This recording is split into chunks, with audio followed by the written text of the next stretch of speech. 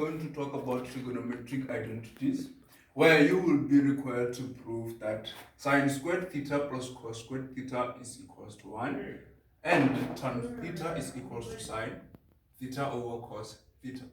Now we talked that sine theta is the same as y over r, which is opposite over hypotenuse side according to our diagram, of course. And then as well as cos theta, it is the adjacent over the hypotenuse. Now from having this, we can prove that sine squared theta plus cos squared theta is equals to 1. Now I have sine squared theta plus cos squared theta is equal to 1.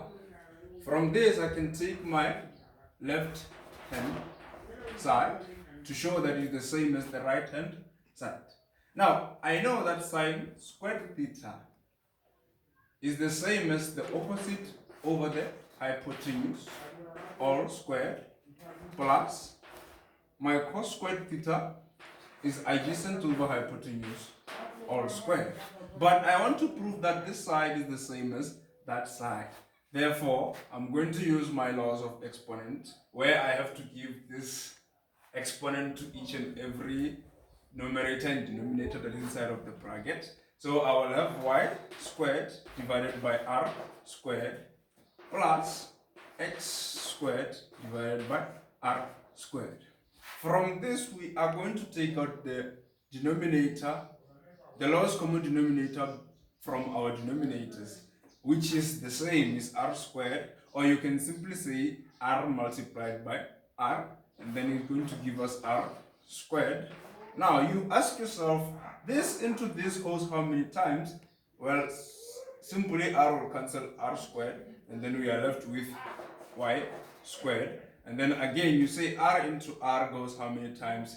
R squared cancels r squared. You say the one that is remaining, you multiply with the numerator, is going to give you plus x squared. But from having known that our Pythagoras theorem, it says r squared is equals to x squared plus y squared, we can simply substitute this by this, and then which is going to give us r squared divided by r squared. Therefore, the final answer will give us y. Continuing to the second question of proving tan theta is the same as sine theta over cos theta. Now we know that tan theta is opposite over adjacent, which is y over x. And then similarly, the sine theta is y over r, all divided by cos theta is x over r. Now from my right hand side, I can prove that my right hand side is the same as the left hand side. I am having y over r divided by x over r.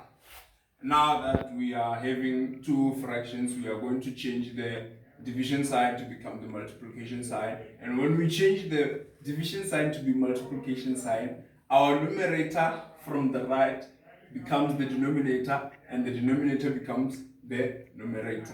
Meaning I will have y over r multiplied by r over x. Then from here, I can simply multiply the numerator with the numerator, which is going to give me yr all divided by the denominator with the denominator as well. It will give me rx.